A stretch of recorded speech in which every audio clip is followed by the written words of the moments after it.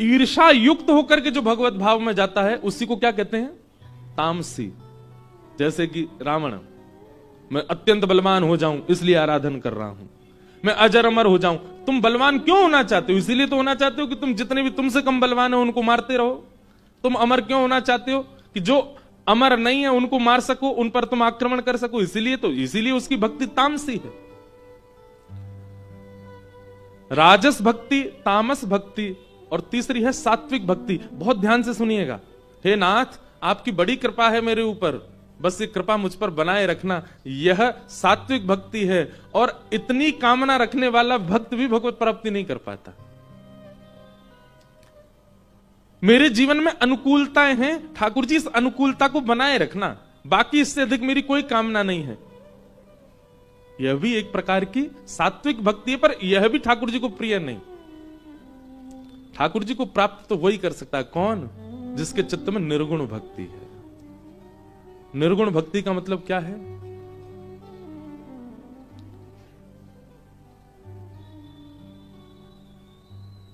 गोपियां, ब्रज की गोपियां। एक हतो सो गयो श्याम संग, को राधे कोई ऊधो मन न रहे 10-20।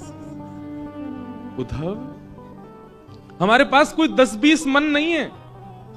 एक परिवार को दे दें, एक पति को दे दें, एक बच्चों को दे दें, और एक कृष्ण को दे दें। एक ही मन है हमारे पास। एक हतो सो गयो श्याम संग, और वो ठाकुर जी अपने संग ही ले गए। अब तुम कह रहे हो कि पर ब्रह्म से मन हटा करके परिवार में लगाओ। अरे भाई, एक ही मन है, 10-15 मन नहीं है कि यहां भी लगाएं वहां भी लगाएं। और वो गया ठाकुर जी के साथ। अब क्या करें? ये निर्गुण भक्त है। ये निर्गुण भक्त का लक्षण है।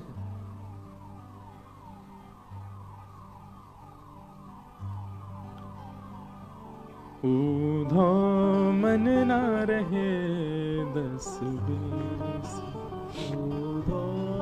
मन ना रहे 10-20। यथा ब्रज गोपिका नाम, ब्रज की गोपियों का प्रेम अद्भुत है। श्रीमद् भागवत में जब गोपी गीत प्रारंभ होता है, गोपी गीत से पहले एक अंतरंग गीत आता है, उसका नाम है प्रणय गीत। और प्रणय गीत में गोपियां कहती हैं, मैवं विभोर्हति भवान् गदितुं नृशंसं, संत्यज्य सर्व विषयांस्तव पादमूलम्, भक्ता भजस्व दुर्वग्रहमान् त्यजास्मान्, देवो यथादि पुरुषो भजते मुमुक्षु। गोपियां कहती हैं, हे श्याम सुंदर, आप हमको स्वीकार नहीं कर रहे हो, उसके पीछे कारण पता है क्या है? क्योंकि भक्त और भात, इन दोनों की राशि एक ही है, नाम राशि एक ही है। जिस प्रकार भात है उसी प्रकार भक्त है। नाम राशि एक होने के कारण जैसे संकट भात के जीवन में आते हैं, वैसे ही संकट एक भक्त के जीवन में भी आता है। भात को पहले कूटा जाता है, उसके छिलके को हटाया जाता है, जलते खोलते पानी में डाल दिया जाता है, उबाल करके उसको मीड़ा जाता है। जब वो बिल्कुल नरम, उसका गर्भ तक पूरा कांप उठता है गर्म जल से, तब उसको पाया जाता है। आप भी ऐसा ही करते हैं भक्तों के साथ, उसको दुनिया भर के कष्ट देते हैं। ठाकुर जी आएंगे तो सब छूटेगा। क्षमा कीजिएगा, आपका सब कुछ व्यवस्थित है और आप कह रहे हैं कि ठाकुर जी आपको प्राप्त हो गए। आप झूठ बोल रहे हो। नहीं, संसारी व्यवस्थाएं सब डगमगा जाएंगी तब आएंगे ठाकुर जी जीवन में। किसी के भी प्रसंगों को उठा करके देख लीजिए, व्यवस्थित अवस्था में ठाकुर जी किसी को नहीं मिले हैं। संसार के प्रति राग, संसार के प्रति प्रेम, संसार के प्रति ममत्व सब जब बिल्कुल नष्ट, अरे कहां तक कहें स्वयं के प्रति भी अभिमान जब शून्य हो जाता है, तब मिलते हैं ठाकुर जी। और उस स्थिति में आ चुकी हैं ब्रज की गोपियां।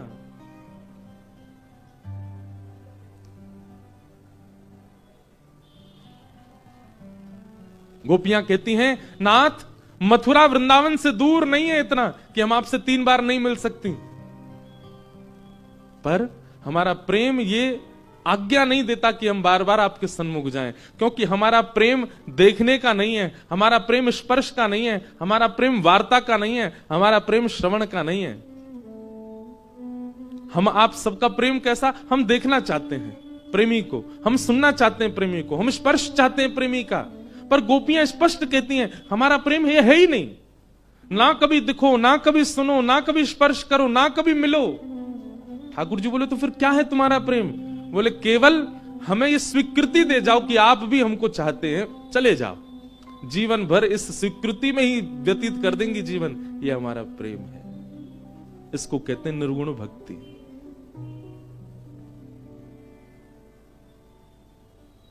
यह है निर्गुण प्रेम।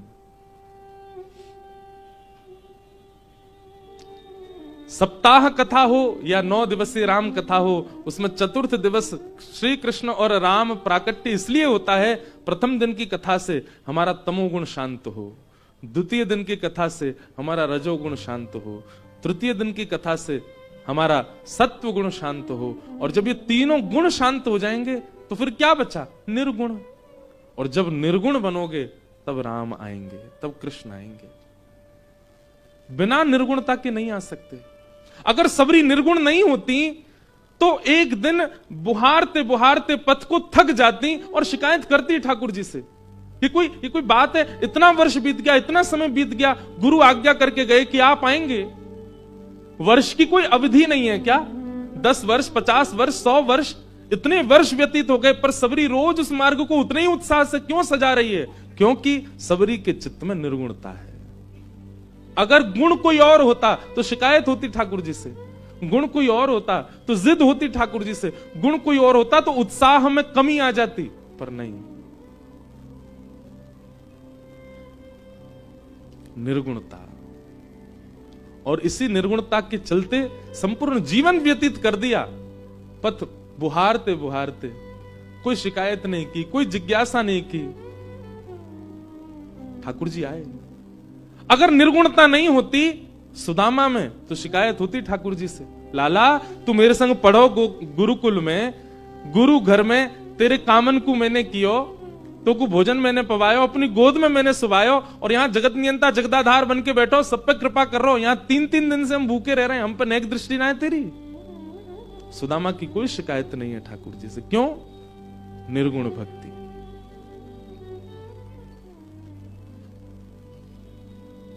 राजकुल में जन्मी है मीराबाई, रूप का सौंदर्य ऐसा कि कोई देख ले तो देखता रह जाए। ना पिता घर में कोई कमी है, और जिस घर में ब्याह हुआ ना वहां कोई कमी है, परंतु आधी रात महल तज चल दी, रहा ना मनवा बस का, गिरधर की दीवानी मीरा। क्या हुआ? नाम छूटा अपयश का। अपयश की अब कोई चिंता नहीं है।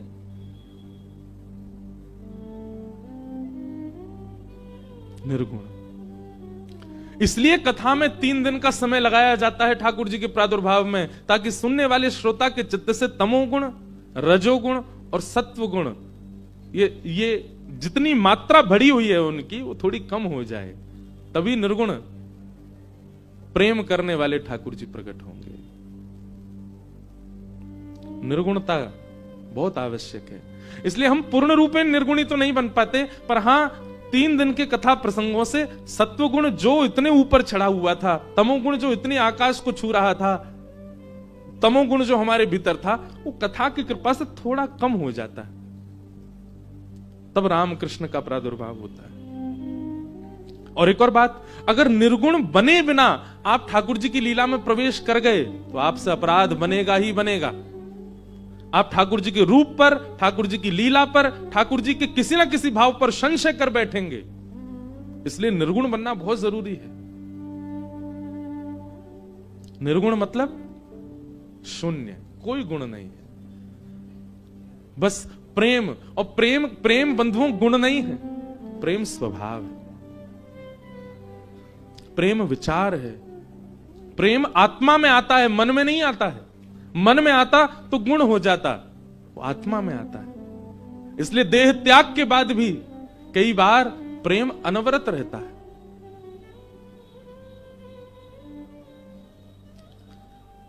निर्गुण, तभी भक्ति भाव प्रकट हो सकता है। तो हम आप सब लोग भागवत कथा के प्रथम स्कंद के मंगलाचरण का श्रवण कल कर रहे थे। आइए अब आगे के प्रसंग में चलें। सूत जी महाराज व्यास मंच पर बैठे हैं और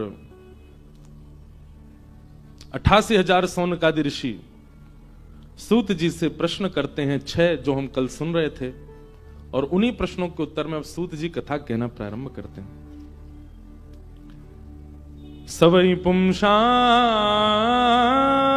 परो धर्मो यतो भक्तिर अदोक्षजे अहैतुक्य प्रतिहता ययात्मा संप्रसीदति। सवै पुंसां परो धर्मो यतो भक्तिर अदोक्षजे। बहुत ध्यान पूर्वक सुनिएगा सब लोग। सभी प्राणी मात्र का एक ही परम धर्म है, क्या? अदोक्षज भगवान की अहेतुकी भक्ति। अहेतुकी भक्ति किसको कहते हैं? न विच्छिन्न होने वाली भक्ति को अहेतुकी भक्ति कहते हैं। मानव का स्वभाव ऐसा होता है कि वो परिस्थिति की विपरीत अवस्था में डगमगा जाता है, लेकिन ठाकुर जी के प्रति आपका प्रेम कभी डगमगाए ना, वो सदा न विच्छिन्न होने वाला बना रहे, अहेतुकी भक्ति बनी रहे, यही परम धर्म है। और क्षमा कीजिएगा, अहेतुकी भक्ति आपके चाहने से नहीं होगा, गुरु कृपा। एक बात बहुत ध्यान से सुनिएगा, गुरु कभी आज्ञा नहीं देते, तो गुरु आज्ञा के रूप में सामर्थ्य देते। अगर गुरु कह रहे हैं ये करो, आपको लगेगा कि ये आज्ञा है, नहीं, उन्होंने सामर्थ्य भी दी है, आप बस करने लग जाओ, वो होगा कार्य। इसलिए गुरु प्रियता, गुरु प्रसन्नता बहुत आवश्यक है भगवत प्राप्ति में। श्रीमद् भागवत स्पष्ट कहती है, प्रयच्छति गुरु प्रीतो वैकुंठम योग दुर्लभम। अहेतुकी भक्ति ठाकुर जी के प्रति आपकी नहीं बन सकती, आपकी गुरु कृपा से ही बनेगी। हम व्यास मंच पे बैठे हैं, हमने जब अपने जीवन की पहली कथा की, तलगा जरड़ा में भी बापू को यह प्रसंग सुनाया था, तो प्रथम कथा व्यास मंच पर बैठते ही पहले तो बहुत भय लग रहा था, कथा कैसे होगी, इतने सारे लोग बैठे हैं, हम पता नहीं कोई भूल भाल नहीं जाए। और यही हुआ, व्यास मंच पे बैठते ही मैं भागवत जी का पहला श्लोक ही भूल गया। अब मैं तो इतना घबराहट में कि अब कैसे सुनाऊं, 5,000 लोग बैठे हैं, पूज्य पिताजी महाराज, और उसमें भी सबसे ज्यादा मैं भयभीत यूं हो गया कि रमन रेती वाले महाराज जी सामने बैठे हैं। अब वो तो पूरी कथा बिल्कुल गंभीर होकर के सुनने को बैठते हैं, पहली बार व्यास मंच पर बैठे। हमने अपने गुरुजी पिताजी महाराज के गुरुजी का चित्र रहता, उनका स्मरण किया मैंने, हे गुरुदेव भगवान कृपा करो, कैसे भी करके आपने अपने शिष्य की तो नैया पार कर दी, अब शिष्य के शिष्य की नैया पार करो। तो प्रथम दिन की कथा गुरु कृपा से ठीक ठाक हो गई। अब प्रथम प्रयास में इतना भी ठीक कुछ हो जाए तो व्यक्ति को एक सूक्ष्म अभिमान आ जाता है, वो हम में आ गया। सब लोग इतनी प्रशंसा कर रहे थे, हमारी बहनें, हमारी माताजी सब इतने प्रसन्न, बोले वाह लाला तो बन गया वक्ता। और हमको अभिमान हो, मैंने कि देखो क्या बढ़िया कथा सुनाई है सबको, सब लोग प्रसन्न हो रहे हैं। पर दूर बैठे हमारे नाना जी, वो हमारे चेहरे के आव भाव देख के समझ रहे थे, बोले कि अभिमान हो रहा है इसको। हमारे पूज्य नाना जी ने व्यास मंच पर बैठने से 15 मिनट पहले हमारी गुरु दीक्षा करवाई पिताजी से। व्यास मंच पर जिस दिन पहली बार बैठे, उसी दिन 20 जुलाई 2015, उसी दिन हमारी गुरु दीक्षा भी हुई पिताजी से। और पिताजी महाराज बोले अभी समय नहीं है, इतने लोग आए हैं, व्यवस्था। नाना जी पीछे पड़ गए, बोले नहीं दीक्षा दो लाला को। तब व्यास मंच पे आने से थोड़ी देर पहले ही पूज्य गुरु पिताजी महाराज गुरुदेव भगवान ने मंत्र प्रदान किया, शंख चक्र पधराए, शालिग्राम भगवान सिर पर पधरा के गुरु दीक्षा दी। और प्रथम कथा के बाद में पहले दिन ही हमको अभिमान सा हो गया कि हम तो निकल गए, बेड़ा पार हो गया, बढ़िया बन गए वक्ता। नाना जी हमारे कक्ष में आके बोले, मैंने कि नाना जी कैसी रही कथा? अब हमको कोई संकोच नहीं, हमारे नाना जी बोलते ऐसे थे कि सामने वाला बेचारा सुन ही नहीं पाए। बोले लाला तो में तो ब्यास की बास आ रही है। मैंने कि हैं आप ऐसा क्यों कह रहे हैं, कितनी बढ़िया तो कथा। बोले अभिमान कर रहा है लाला तू कि तेने बहुत बढ़िया कथा करी। मैंने कहा नहीं नाना जी अभिमान नहीं, लेकिन देखो ना पहली बार हम मंच पे बैठे कितना बढ़िया बोले। हमारे नाना जी ने तब मान दूर किया और क्या बोले, हमने इसीलिए तुम्हारी गुरु दीक्षा करवाई थी व्यास मंच पे जाने से पहले। तुम्हारे पिताजी कितनी कथा कर चुके? मैंने कहा 1500 कथा हो गई पिताजी की। उस समय 1400 कथा कुछ हुई थी, 1200, हाँ 1200 कथाएं हुई थी 2015 में, अभी 1500 के आसपास हो गई। तो हमने कहा पिताजी की 1200 कथाएं हो चुकी हैं। तो नाना जी बोले गुरु दीक्षा मिलते ही 600 कथाओं का बल तो लाला तुम्हें अपने आप ही आ गए हो। क्योंकि गुरु दीक्षा जब देते हैं तो अपना आधा पुण्य शिष्य को प्रदान करते हैं। तो 600 कथाओं का पुण्य तो तुम्हें मिल गए हो। मतलब 600 कथाओं तक तुम नहीं बोल रहे हो, तुम्हारे गुरु बोल रहे हैं। जिस दिन तुमने ये सोचा कि तुम खुद बोल रहे हो, तो व्यासपीठ जितनी जल्दी उठाती है गिरती भी बहुत जल्दी है, याद रखना। और फिर दूसरी बात नाना जी बोले तुम्हारे गुरु ही तुम्हारे पिता हैं, इसलिए वो आधा पुण्य क्यों देंगे, पूरा ही देंगे। तो 1200 कथा जब तक चलें लाला, तब तक तो यही सोचियो कि पिताजी बोल रहे हैं। जब 1201 भी कथा करवे जावे, तब सोचियो कि अब तू बोल रहा है। और अब 1201 भी कथा जब हम करने जाएंगे, तब तक यहां विराजमान कई लोगों में से तो महादेव के चरणों में होंगे।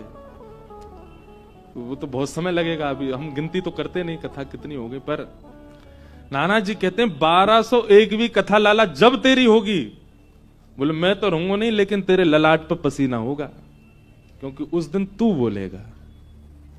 महाराज अभिमान भगाया नहीं, चूर चूर कर दिया हमारे नाना जी ने।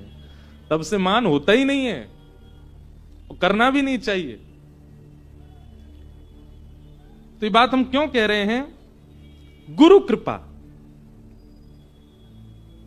गुरु कृपा बहुत बलवान है। सूरदास जी को सब कहते हैं आप पे नेत्र नहीं है, आप पे चक्षु नहीं है, आप कैसे देख लेते हो ठाकुर जी ने क्या पहना है? सूरदास जी नित्य मंदिर में जाकर के वह भाव का वर्णन कर देते हैं जो ठाकुर जी पहन करके बैठे हैं। पीली पीतांबर आज ठाकुर जी ने पहनी है, ऐसी पाग धारण करी हुई है, कानन में मकराकृत कुंडल पहने हैं, कटाक्ष नेत्र ठाकुर जी के, मोतीन की माल पहन रखी है, सुंदर ठाकुर जी की पीली पोशाक है। आज ठाकुर जी ने ऐसे मोजा पहने, शीतकाल में मोजा पहनते हैं लालू जी, ऐसे मुजरी पहनी है, हाथन में ऐसे। अब नेत्र वाले कह रहे हैं कि हम तो आंख खोल के नहीं देख पा रहे वो श्रृंगार जो सूरदास बिना नेत्रों के देख रहे हैं। सूरदास जी से किसी ने कहा सूरदास कैसे देख लेते हो आप? भरोसो दृढ़ इन चरण के, गुरु के वचनों के प्रति विश्वास। इसी काशी में ही श्रीमद वल्लभाचार्य जी महाराज, आज जितने घरों में लड्डू गोपाल बैठे हैं सब वल्लभाचार्य महाप्रभु की कृपा है। जितने घरों में ठाकुर जी की सेवा हो रही है, ये श्रीमद वल्लभाचार्य जी की कृपा है। ये श्रीनाथ जी दर्शन दे रहे हैं, ये श्रीमद वल्लभाचार्य जी की कृपा है। उन श्रीमद वल्लभाचार्य जी को काशी ने भगवत धाम का दर्शन कराया। देखो कैसा परस्पर प्रेम है वृंदावन और काशी का। काशी में जो पहले आते हैं, काशी उनको वृंदावन भेज देता है, और वृंदावन में जो रमते रहते हैं उनको वृंदावन कई बार काशी भेज रहा है। श्रीमद वल्लभाचार्य जी ब्रज में रहे, श्रीनाथ ठाकुर जी, श्रीनाथ जी, आपको पता है श्रीनाथ जी 60 वर्ष तक पयोव्रती रहे। एकमात्र ऐसा भाव आपको संसार में देखने को मिलेगा, भक्त ने भगवान के लिए व्रत किए हैं, पर भगवान ने भक्त के लिए व्रत किया। श्रीनाथ जी 60 वर्षों तक दूध पर रहे। क्यों? जब सद्दू पाणे के यहां श्रीनाथ जी प्रकट हुए, तो श्रीनाथ जी सद्दू पाणे जो ब्रजवासी था उसकी गैया का दूध पी जाते थे ठाकुर जी। सद्दू पाणे ने जाकर के गिरिराज जी से श्रीनाथ जी को जब बाहर निकाला, तो अरे हमारे यहाँ ठाकुर जी प्रकट भय, इनके लिए भोग लाओ, प्रसादी लाओ, नैवेद्य लाओ। ठाकुर जी बोले नहीं, जब तक श्रीमद वल्लभाचार्य जी नहीं आ जाएंगे तब तक केवल दूध पीऊंगा मैं। और ठाकुर जी, श्रीमद वल्लभाचार्य जी महाराज संभवतः 60 वर्ष बाद पहुंचे, और तब तक ठाकुर जी पयोव्रती रहे, केवल दूध पे रहे। और श्रीमद वल्लभाचार्य जी महाराज जब पहुंचे, तब आपको जब ये बात पता चली कि ठाकुर जी ने 60 वर्ष से केवल दूध ही पियो है, तब आपने अन्नकूट 56 भोग बनवाए और ठाकुर जी का अन्नप्राशन संस्कार, मतलब कलिकाल में श्रीनाथ जी का 56 भोग लगा करके ठाकुर जी को अन्न पवाया। 60 वर्ष तक ठाकुर जी पयोव्रती रहे। ऐसे श्रीमद वल्लभाचार्य जी महाराज,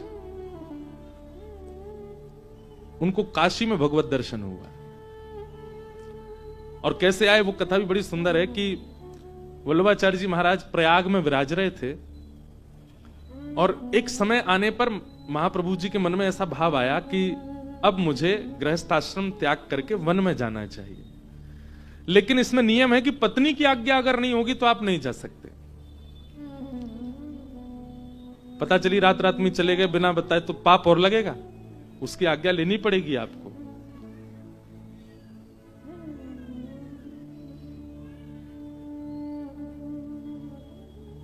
धर्म पत्नी है।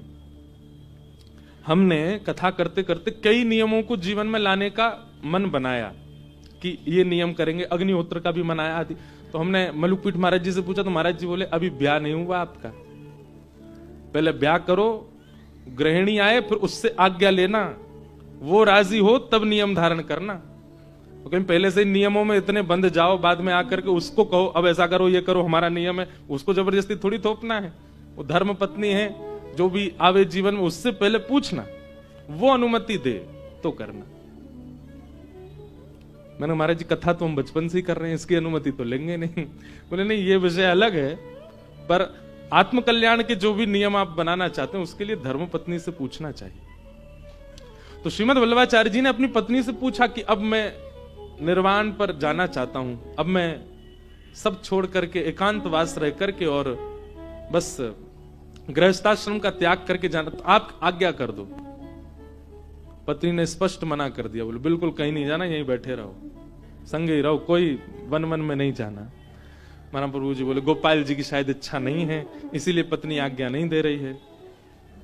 कुछ दिन बाद महाराज घर में आग लग गई, ऐसी भीषण आग लगी, ऐसी भीषण आग लगी। वल्लभाचार्य जी चुपचाप बैठे थे, इतने में पत्नी चिल्ला के बोली घर से भागो निकल के। वल्लभाचार्य जी बोले आज्ञा मिल गई, जय हो प्रणाम, और तुरंत महाराज गृह त्याग करके काशी आ गए। अब पत्नी ये नहीं बोल सकती कि मैंने आज्ञा नहीं दी थी। और तब कहीं ऐसा वर्णन है 80 घाट पर, कहीं ऐसा वर्णन है हनुमान घाट पर। महाप्रभु जी बैठ करके गोपाल जी का चिंतन कर रहे थे, और गोपाल जी का मंदिर भी है यहाँ, कहां, हाँ आप लोगों को पता है, गोपाल मंदिर। वो ठाकुर जी ने 3 परिक्रमा लगाई है वल्लभाचार्य जी के साथ पूरे पृथ्वी की। तो महाप्रभु जी को फिर एक अद्भुत प्रकाश का अनुभव हुआ, और आप जैसे मार्ग पर व्यक्ति चलता है ऐसे गंगा जी पर चलते चलते मध्य में गए, और मध्य से ही सशरीर भगवत धाम प्रस्थान किया, काशी।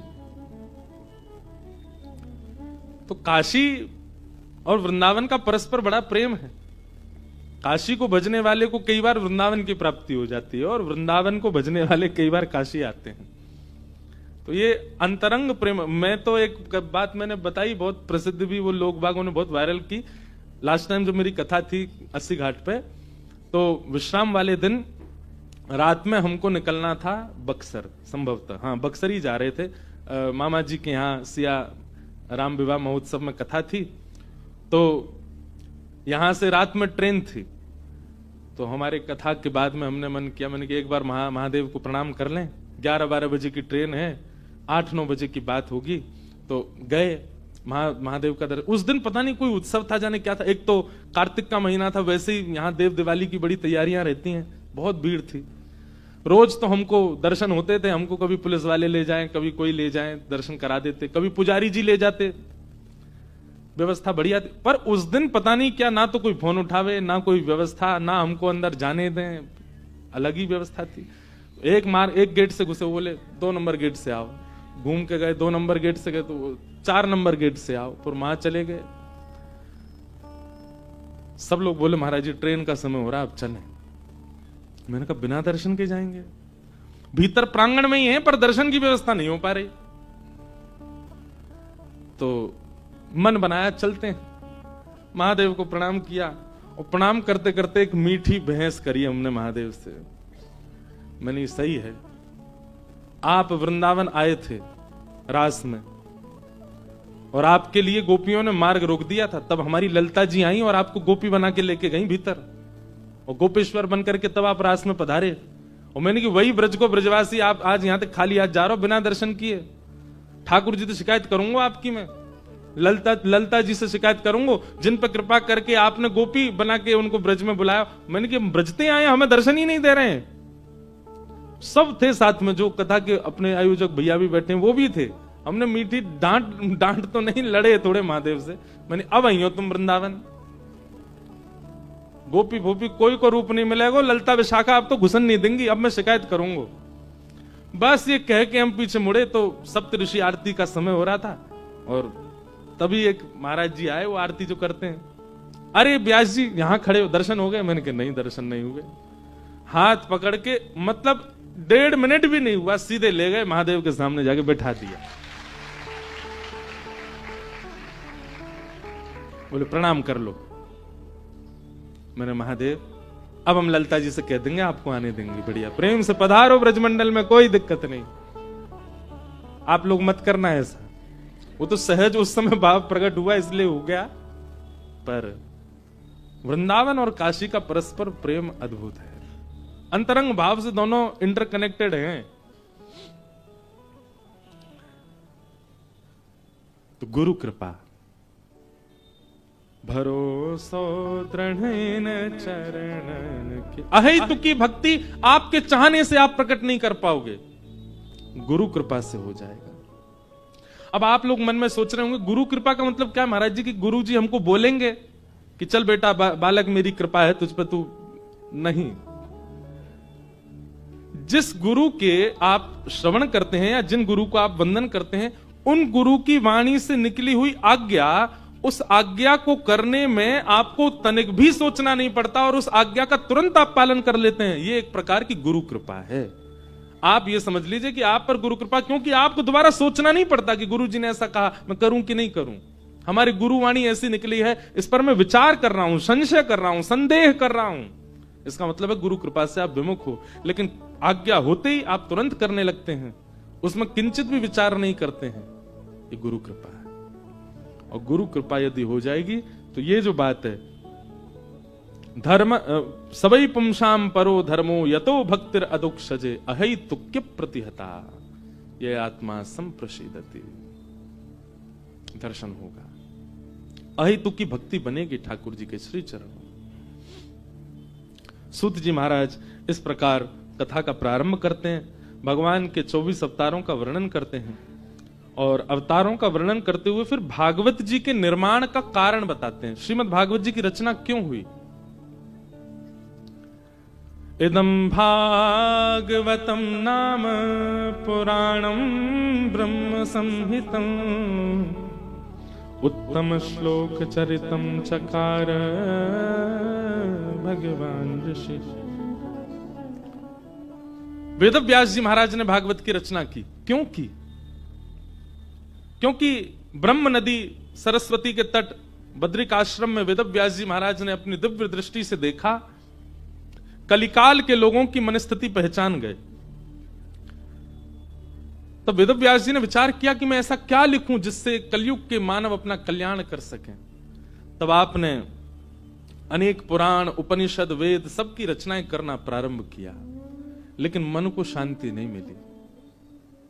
बहुत ध्यान से सुनिएगा, आपके प्रयास में कोई कमी नहीं है, आपकी क्रिया में कोई कमी नहीं है, आपकी व्यवस्था में कोई कमी नहीं, पर फिर भी आपका हृदय अशांत है। इसका मतलब किस चीज की कमी है? वो बात यहां स्पष्ट होगी, इसलिए ध्यान से सुनिएगा। आप प्रयास पूरा कर रहे हैं, परिश्रम पूरा कर रहे हैं, क्रिया भी भली भांति कर रहे हैं, सब कुछ व्यवस्थित हो रहा है, पर मन को शांति नहीं मिल रही। मन को यह अनुभव नहीं हो रहा कि मैंने जो किया है वो उत्तम है। मन अशांत सा है। इसके पीछे कारण क्या है? वे तो व्यास जी कहते हैं मैंने सब कुछ रच दिया, लेकिन फिर भी मेरा जब मन अशांत हुआ तब श्री नारद जी आए और नारद जी ने आके कहा, हे व्यास जी आप इतने उदास क्यों लग रहे हैं? व्यास जी बोले देखो कितनी पोथियां लिख दी मैंने, पर मेरा मन शांत नहीं है, मेरे मन को आनंद का अनुभव नहीं हो रहा, मेरे मन को मेरे की गई क्रिया पर अनुकूलता नहीं दिखती है। क्रिया बहुत अच्छी हो गई है, पुराण बहुत अच्छे लिखे गए हैं, लेखन कार्य बहुत अच्छा है, सारे भाव मैंने पूरे कर दिए, पर मेरे मन को संतोष नहीं हो रहा है, एक असंतुष्टि सी लग रही है मन में। क्यों? नारद जी बोले मैं बताऊं कारण। व्यास जी बोले बताओ। भवतानुदित प्रायम यशो भगवतो मलम ये नैवासो न तुष्येत मन्ये तद्दर्शनम खिलम। बहुत ध्यान से सुनो। आपने जितने भी भगवान के यश लिखे हैं, जितने भी पुराण लिखे हैं, वेद आदियों का आपने निर्माण किया है, सब कुछ बहुत अच्छा है, पर इन सब में केवल 4 बातें प्रधान हैं। कौन कौन सी? धर्म, अर्थ, काम, मोक्ष। इनको क्या कहते हैं? चतुर्विध पुरुषार्थ। ये 4 क्रियाएं आपने प्रधान रूप से लिखी हैं। पंचम पुरुषार्थ का आपने दूर दूर तक कहीं भी उल्लेख नहीं किया, इसलिए आपका मन अशांत है। पंचम पुरुषार्थ क्या है? पंचम पुरुषार्थ क्या है?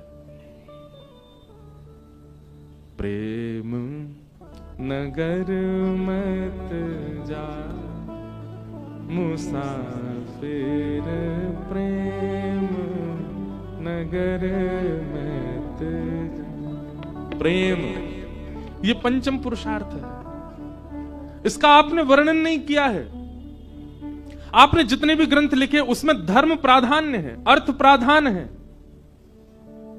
काम प्राधान्य है और मोक्ष भी प्रधान है, इसलिए आपके मन को शांति नहीं है। प्रेम लिखिए। जिनको धर्म नहीं चाहिए, अर्थ नहीं चाहिए, काम नहीं चाहिए, मोक्ष नहीं चाहिए, उनके लिए तो एक ही स्थान है, प्रेम। उस प्रेम का वर्णन तो कीजिए। आपने धर्म, अर्थ, काम, मोक्ष की सब जगह व्याख्या की है, प्रेम का कहीं भी प्रस्तुतिकरण नहीं है, इसलिए आपका हृदय अशांत है।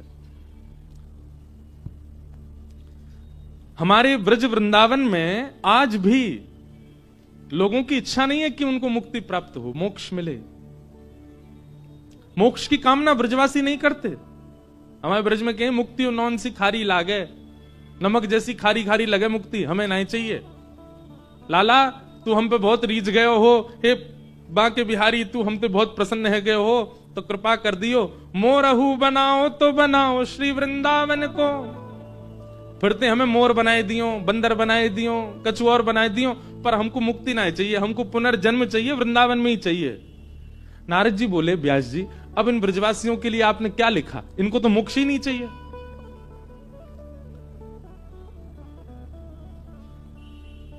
एहो विधि ना तो पे अचरा पसार मांगू।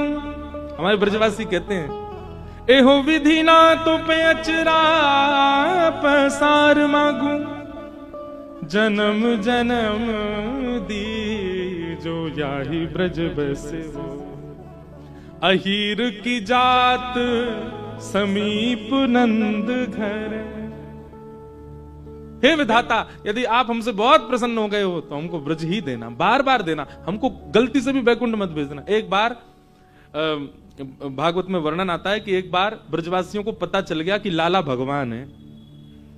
सब ब्रजवासी कहे अरे लाला तू जय जय। ठाकुर जी बोला हम जय जय हूं। लाला तो फिर एक काम कर, तू अगर जय जय तो अपने वैकुंठ को दर्शन करा हमको। ठाकुर जी बोले वैकुंठ देखो? बोले हाँ लाला एक बार वैकुंठ दिखा दे। ठाकुर जी बोले चलो।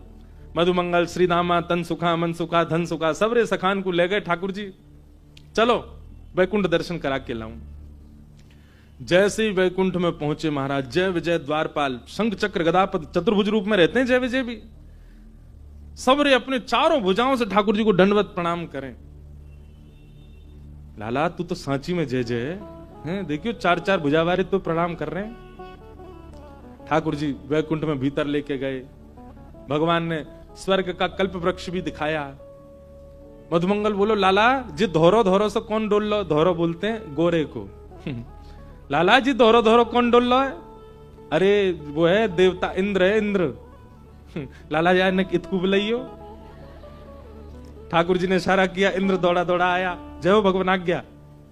मधुमंगल बोलो यहाँ पे ऐरावत हाथी बाप हमने डोलाए थे, सबरे ग्वाल बाल इंद्र के हाथी पे चढ़ गए, भगवान सबको घुमा लाए।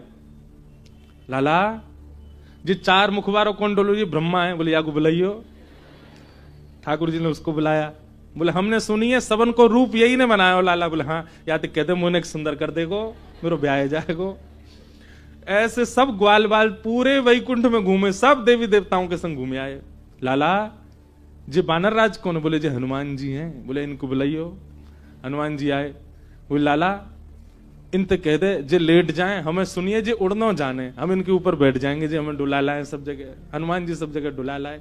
पूरा आनंद सब ब्रजवासियों ने किया, वैकुंठ घूम लिए, सब देवताओं से मिल लिए। ठाकुर जी ने इतने में कक्ष खोले। ए मधुमंगल जी तेरो कक्ष, सीतामा जी तेरो, सब बढ़िया बढ़िया कक्ष। कक्ष में आंगन है, कक्ष में बगीचे हैं, कक्ष में महाराज सुंदर सुंदर सेविकाएं, कोई प्रसाद बनाने वाली हैं, कोई कपड़ा धोने वाली हैं, सब लगी हैं व्यवस्था में। ठाकुर जी बोले तुम्हारे कक्ष में जाओ, अब इनमें ही आराम करो। मधुमंगल श्रीदामा कक्ष के भीतर गए। थोड़ी देर बाद बोले लाला अब हम वापस कब चलेंगे? बोले अब काय को जानो, बैकुंठ जाके कोई वापस थोड़ी जावे, अब तो यहीं रहे। मधुमंगल श्रीदामा रोए, ठाकुर जी के चरणन से लिपट गए। बोले लाला तू जो के को सब करवे को तैयार है, लेकिन हमें वापस वृंदावन ले चल, हम यहां ना रह सके। भले ही कितनी व्यवस्था, भले ही कितना सुंदर, कितना अद्भुत है, पर हमारे वृंदावन ते सुंदर नहीं है। लाला तू वापस वृंदावन ही ले चल। ये कथा भागवत जी में वर्णित है कि ठाकुर जी सबको वैकुंठ घुमा के लाए, और वैकुंठ जाकर के सब ब्रजवासी बोले ना लाला हमें तो वृंदावन में ही रहना है। और फिर ठाकुर जी ने सबको विस्मृत करा दिया कि वैकुंठ घूम के आए हैं। नारद जी बोले व्यास जी जिनको मुक्ति ही नहीं चाहिए उनके लिए आपने क्या लिखा? जिनको मुक्ति की कामना नहीं, अर्थ कहते हैं धन को। इन ब्रजवासियों का धन के प्रति कोई लोभ ही नहीं है। ये तो केवल ठाकुर जी को देखते हैं, उसी से लगता है हमने कितनी कमाई करी। जैसे सब लोग चर्चा करते हैं मंथली कि आपका कितना टर्नओवर हुआ, कितनी कमाई हुई। ब्रज के लोग क्या चर्चा करते हैं? जा महीना में कितनी बार नंद को लाला दिखो तुम्हें? सबरी गोपी कह रही है अरे मो तो 4 ही बार देखो, अरे मो तो 5 बार देखो। जा गोपी सबसे ज्यादा बार देखो होवे तो वो गोपी झरा भंडारो करके सब गोपी ने प्रसाद पवावे। क्यों? या महीना में सबसे ज्यादा कन्हैया या को देखो है। अब ये उनको अर्थ है। ऐसों के लिए आपने क्या लिखा व्यास जी? धर्म अर्थ काम और मोक्ष।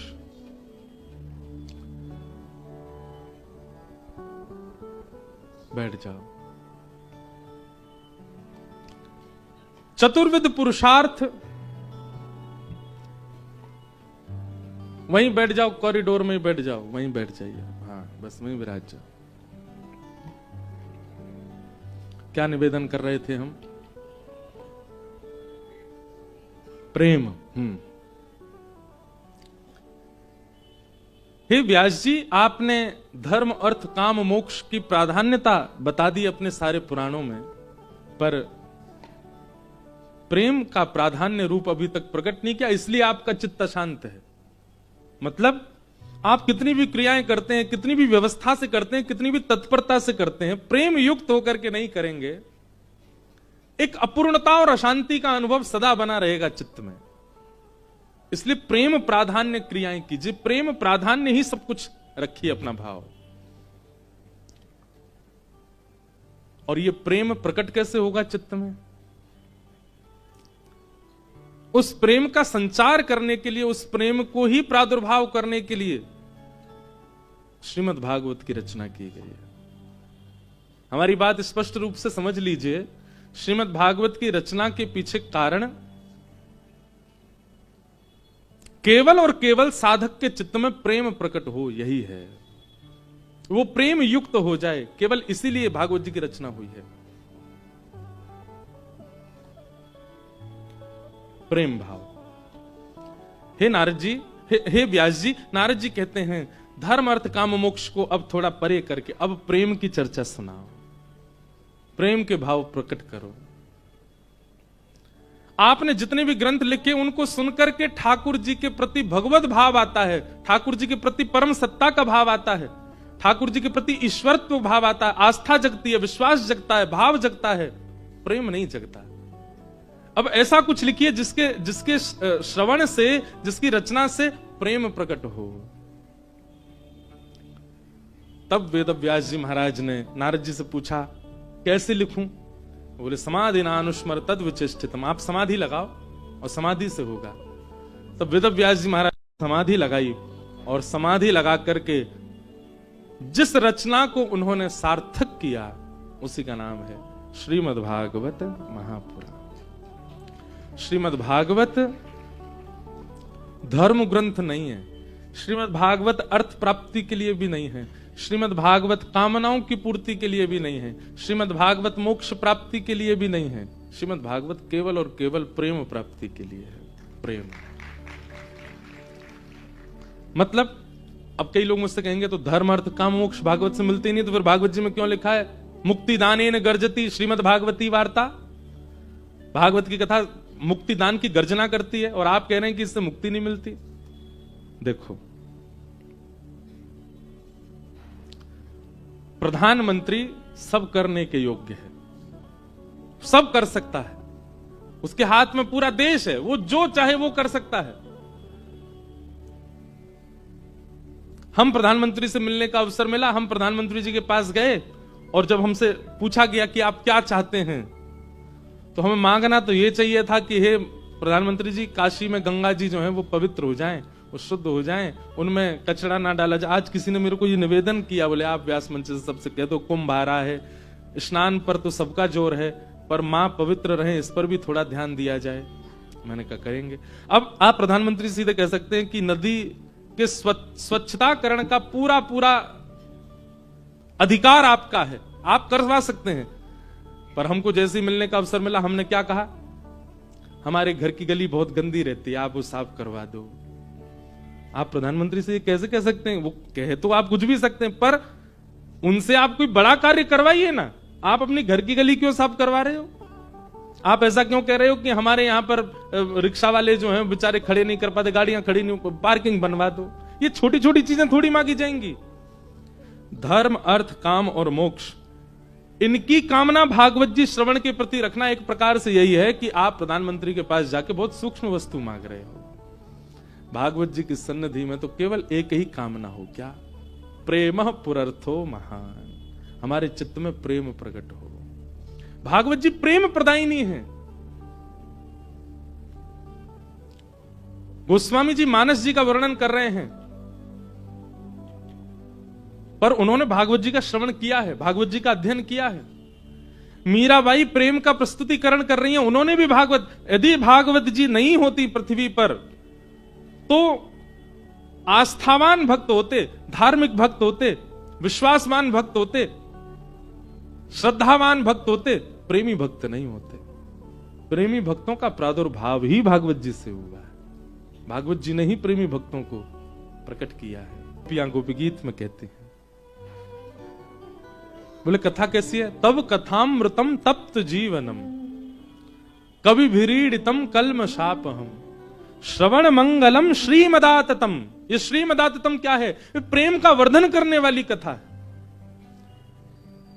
क्षमा कीजिएगा, अन्य जितने भी पुराण हैं उन पुराणों से आप धार्मिक बन जाओगे, आस्थावान बन जाओगे, विश्वासवान बन जाओगे, श्रद्धावान बन जाओगे, पर प्रेमवान तो केवल भागवत जी से बनोगे। प्रेम का संचार तो भागवत जी ही करती हैं। भागवत जी की कृपा से ही प्रेम चित्त में आता है। उसी के कारण से निर्माण किया है व्यास जी ने, ताकि प्रेम प्रकट हो। प्रेम,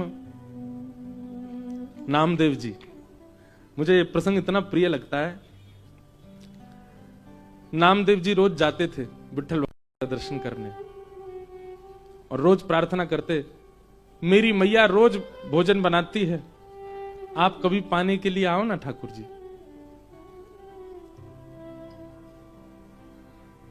रोज नामदेव जी की एक ही प्रार्थना सुन के ठाकुर जी बोले, हे नामा, तू रोज कहता मेरे घर आओ प्रसाद पाने, आओ प्रसाद पाने, यहां दर्शन कौन देगा अगर मैं तेरे घर चला गया तो? नामदेव जी बोले आप परमात्मा हो, आप चाहो तो 1000 रूप धारण कर लो, एक रूप से यहां खड़े रहो, एक रूप से। भगवान बोले वो तब करता हूं मैं जब भक्त की आस्था मेरे प्रति इस भावना से हो कि ये भगवान है। पर तेरा भाव तो मेरे प्रति प्रेम का है ना, और प्रेम में मैं एक से अनेक नहीं होता, मैं एक ही रहता हूं।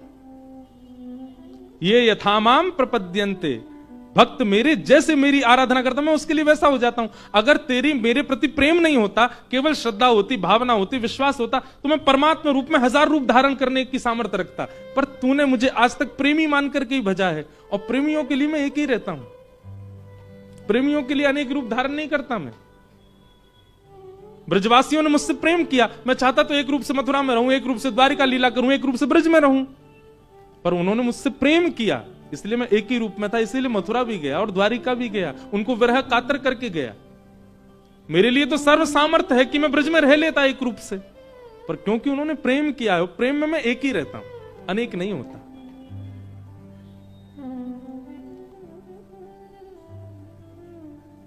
अब तू कहता रोज मेरे घर प्रसाद पाने आओ, यहां दर्शन कौन देगा फिर? नामदेव जी बोले एक बात तो स्पष्ट हो गई आज। क्या? कि मैं आपसे प्रेम करता हूं, ये तो मुझे लगता था, पर आज ये स्पष्ट हुआ कि आप भी मुझसे प्रेम करते हो, इसीलिए आप अनेक रूप धारण नहीं कर रहे हो। नामदेव जी तो नृत्य करने लगे वहीं पर ही। अगर आप प्रेम नहीं करते होते तो आप 2 रूप धारण करते, अनेक रूप धारण करते, पर आपका भाव प्रेम का है, तो नाथ कृपा करो। नामदेव जी बोले, भगवान बोले, ए नामा सुन, तू रोज आके कहता है मेरे घर आओ, मेरे घर आओ, प्रसाद पाने आओ। एक काम हो सकता, बोले क्या? तू मेरी जगह खड़ा हो जा तो मैं जाऊं प्रसाद पाने। नामदेव जी बोले ये कैसे संभव है? बोले तू आना, मैं श्रृंगार करूंगा तेरा, बिल्कुल पंडरीनाथ बना दूंगा, और फिर मैं जाऊंगा तेरे घर प्रसाद पाने। नामदेव जी बोले कोई बात नहीं, मैं वंचित रहूंगा, मेरी मां तो प्रसन्न हो जाएगी। नामदेव जी पंडरीनाथ भगवान की जगह खड़े हो गए। अब भगवान सामने खड़े होकर बता रहे, ऐसे खड़े हो। नामदेव जी ऐसे खड़े हो गए। नेत्र बंद कर लो, बोले कर लिए। ठाकुर जी ने स्पर्श करके बिल्कुल श्याम वर्ण के जैसे ठाकुर जी वैसे बना दिया। अब ठाकुर जी बोले अब तुम पंडरीनाथ हो गए हो? बोले जी। अब याद रखना 3:30 बजे सुबह काकड़ा आरती होगी, मंगला आरती, और काकड़ा आरती में ये पुजारी लोग बिल्कुल विचार नहीं करेंगे, ठंडे जल से नवाएंगे, ठिठरना नहीं। उसके बाद तुमको दूध से नवाएंगे, ठिठरना नहीं। नामदेव जी बोले मुझे नहीं बनना पंडरीनाथ। बोले नहीं, अब तो तू खड़ा ही रहे यहीं पे, अब तेरे को भी तो पता चले मुझे क्या अनुभव होता है। और काकड़ा आरती में नियम होता है कि ठाकुर जी श्री पंडरीनाथ भगवान के मुंह पे मक्खन ऐसे रख देते हैं, मक्खन ऐसे चिपका देते हैं पूरा, और फिर उसके बाद आरती करते हैं ठाकुर जी की। कभी जाओ पंढरपुर दर्शन करना मंगला का, काकड़ा आरती बहुत सुंदर होती है। तो ऐसे मक्खन रख देंगे, मन तो होगा तेरा खाने का, पर चाटना नहीं। अगर नेक भी मक्खन खत्म हुआ तो पुजारी बहुत मारेंगे। मैं कुछ नहीं करता, मैं केवल चुपचाप खड़ा रहता हूं। उसके बाद तुम्हारा श्रृंगार होगा, और श्रृंगार के बाद फिर द्वार खोल दिए जाएंगे, सब भक्त आके चरणों में प्रणाम करेंगे, सब भक्त आकर के तुम्हारे चरणों में प्रणाम करेंगे, और कुछ भी मांगे देना नहीं, सुन लेना। विधि का विधान, कर्म का विधान सब उनको योग्यता दे देगा। तुम सब पर दया करके कुछ भी मत दे देना, नहीं तो लोग कुछ भी मांग लेंगे। अब खड़े रहो, मैं जा रहा हूं। और अर्धरात्रि में श्री पंडरीनाथ भगवान नामदेव जी के घर गए। द्वार जाकर के खट खोलो, जैसे ही द्वार खोला माने, आहा, बहुत सुंदर एक पद है, मुझे मराठी आती नहीं,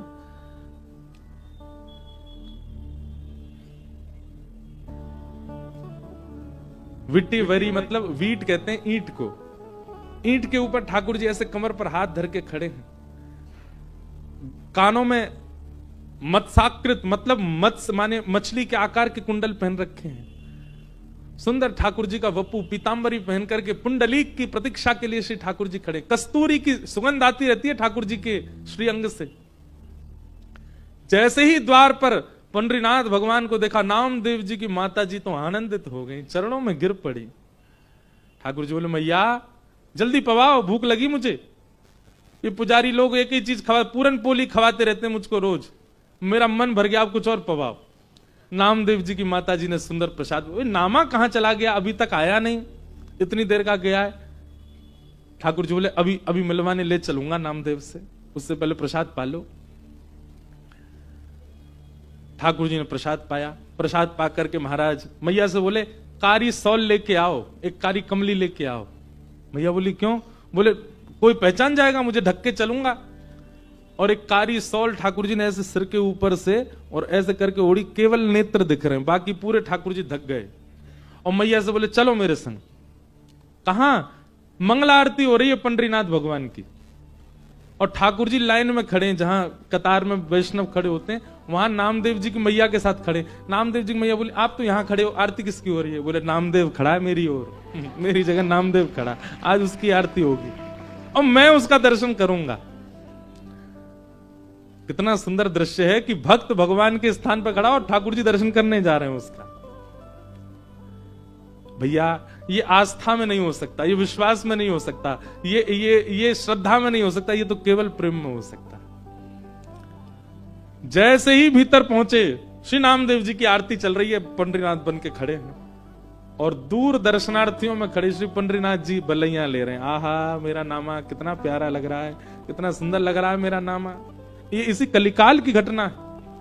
लोग कहते हैं कलयुग में भगवान केवल मूर्ति में रहते हैं, मंदिर जाओ पूजन कर आओ हो गया काम। अरे सुनो तो सही, कलयुग में कितनी, जितनी कृपा ठाकुर जी ने कलयुग में करी है भक्तों पर, उतनी तो किसी युग में नहीं की है। आपके चित्त से विश्वास खत्म हो गया है अब, इसलिए नहीं कर रहे हैं ठाकुर जी अनुग्रह। ठाकुर जी बलैया ले रहे नामदेव जी की, मेरा नाम। ठाकुर जी के नेत्र सजल हो गए नामदेव को अपने स्थान पर देख के। दर्शनार्थी सब दर्शन करने जा रहे थे, सबने प्रणाम किया। जैसे ही ठाकुर जी पहुंचे गर्भगृह में, तो नामदेव जी ने नेत्र खोल के ठाकुर जी को देखा। अब नामदेव जी घबराए, बोले ये कहीं मुझे प्रणाम ना कर लें। ठाकुर जी बोले आज तो नामा रोक नहीं पाएगा। और तुरंत ठाकुर जी ऐसे सिर झुका के वंदन, नामदेव जी के नेत्र सजल हो गए। ठाकुर जी बोले रोइयो मत, पुजारी देख लेंगे, ठाकुर के आंसू आ रहे हैं। आहा। आज भी पंढरपुर में 365 दिन में एक दिन आता है, उस दिन आज भी यही भाव रखा जाता है कि श्री पंडरीनाथ भगवान नहीं, आज नामदेव जी खड़े हैं।